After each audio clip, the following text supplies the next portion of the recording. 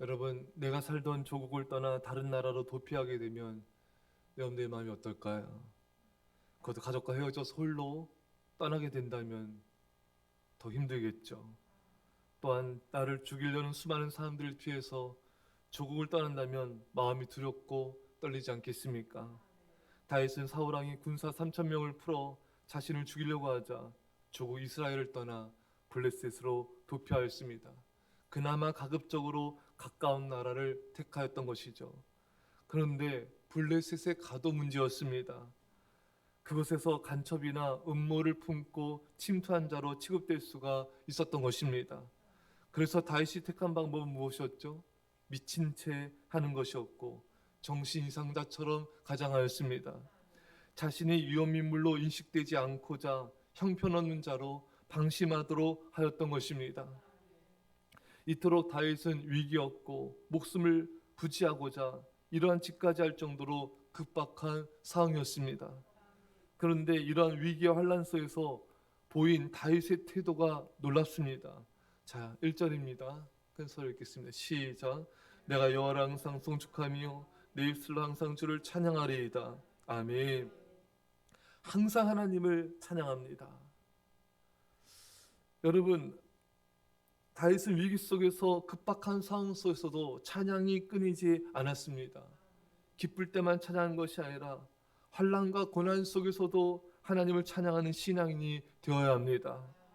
그것이 진짜 신앙인의 모습인 것이죠. 오히려 환난과 위기 속에서 찬양을 드릴 때 강력한 믿음이 생긴 것입니다. 환난과 위기 속에서 다윗은 어떠한 찬양을 드렸습니까? 자, 2절입니다. 시작. 내 영혼이 여호와를 자랑하리니 공고한 자들이 이를 듣고 기뻐하리로다. 아멘. 내 영혼이 하나님을 자랑합니다. 하나님을 기뻐하며 자랑하고 있어요. 하나님을 더욱 높이고 있습니다. 여러분, 위기일 때일수록 하나님의 영광을 찬양해야 됩니다. 고난당할수록 더 하나님의 이름을 높이는 찬양을 드리고요.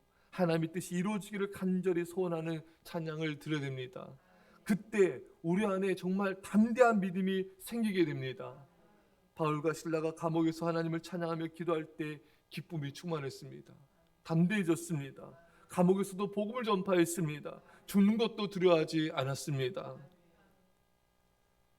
공고한 자들이 이를 듣고 기뻐하리로다. 여러분들이 환난과 고난 속에서 하나님을 찬양할 때 공고한 자들, 고통당한 자들이 듣고 기뻐합니다.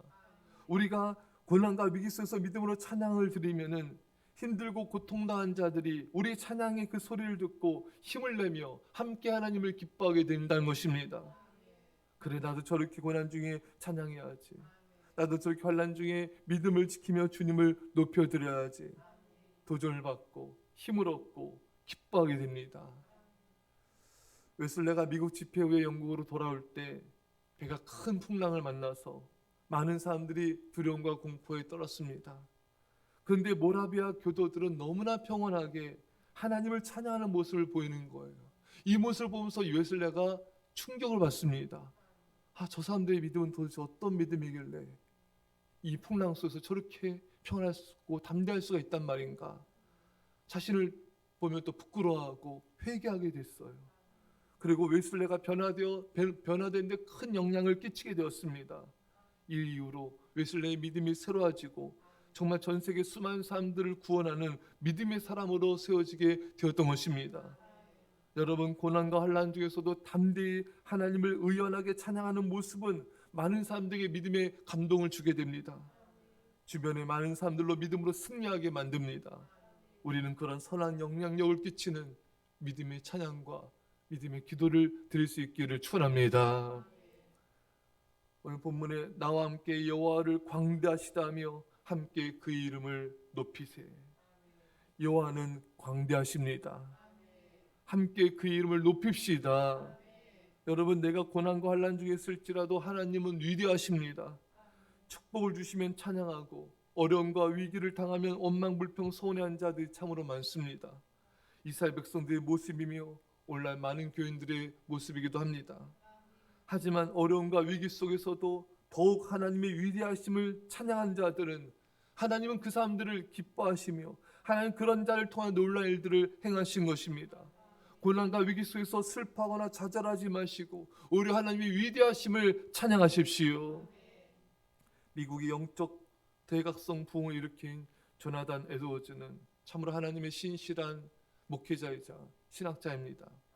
그가 쓴 하나님의 영광과 종기라는 책에서 그는 하나님을 찬양해야 할 당위성을 이렇게 묘사하고 있습니다. 하나님은 하나님 자신의 위대함 때문에 찬양을 받으셔야 한다. 하나님의 위대함에는 완전함, 탁월함, 선함 등이 전부 포함된다. 그리고 하나님의 피조물이 하나님을 찬양하는 것은 마땅하고 아름다운 일이다.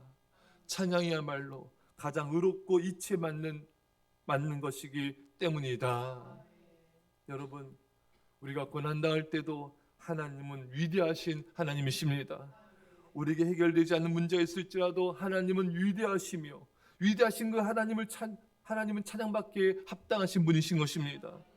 사람들은 자신의 문제가 해결되지 않고 환난과 고난이 삶 속에 있으면 하나님의 능력과 탁월성과 완전함과 선함을 찬양하지 않고 하나님의 위대성을 노래하지 않는 경향이 있는데, 사랑하는 여러분, 우리는 어떠한 상황에서도 내 어떠한 형편에 있을지라도 하나님의 위대하심과 선하심과 완전하심을 찬양합시다.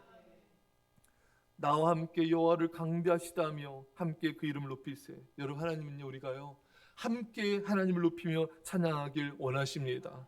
우리가 고난과 환난 중에 있을지라도 하나님의 위대하심을 찬양할 때 가족과 성도들과 주변 사람들로 하여금 함께 하나님의 위대하심을 찬양하도록 이끌기를 원하신 것입니다.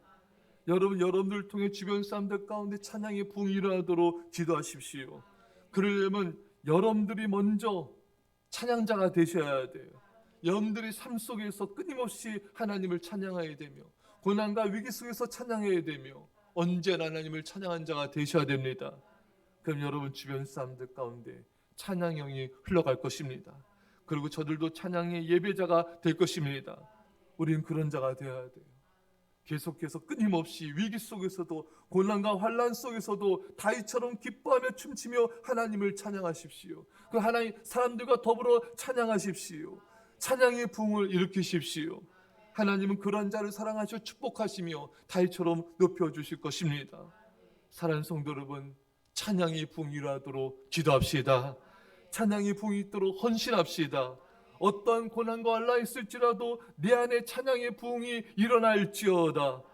고난과 환난을 이기는 최고의 비결은 우리가 고난과 환난 속에서 하나님의 위대성을 찬양하는 것입니다. 하나님의 위대함을 찬양할 때 우리 안에는 강력한 믿음이 생기고 그 믿음으로 승리하게 될 것입니다. 사랑하는 여러분, 다윗은 지금 조국을 떠나 도피하고 죽음의 위협 속에 있고 정말 환난과 고난이 극에 달하였습니다. 환난과 고난이 극에 달할수록 다윗의 찬양 속에는 하나님의 위대성을 찬양하는 찬양이 극에 달하였습니다. 그는 힘들수록 더 하나님의 위대하심을, 그 선하심을 찬양했습니다. 우리가 이것을 본받읍시다.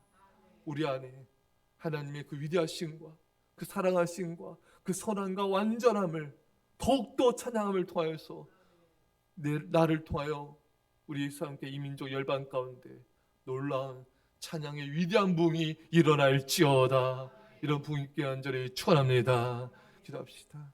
사랑의 아버지 하나님, 하나님을 전심으로 찬양하며 사랑하게 없어서, 하나님의 위대성을 찬양하게 없어서, 우리가 고난과 환난 중에서 더욱더 믿음으로 주님을 찬양하게 없어서, 우리 주변에 있는 많은 사람들과 함께 하나님을 위대함을 찬양하며 찬양의 부흥을 긴 자가 되게 하여 주옵소서. 주여, 예수 함께 이민족 열방에 찬양의 부흥을 주옵소서. 주님, 내 안에 찬양의 부흥이 일어나게 하여 주옵소서. 감사드리며 예수님의 이름으로 기도합나이다. 아멘.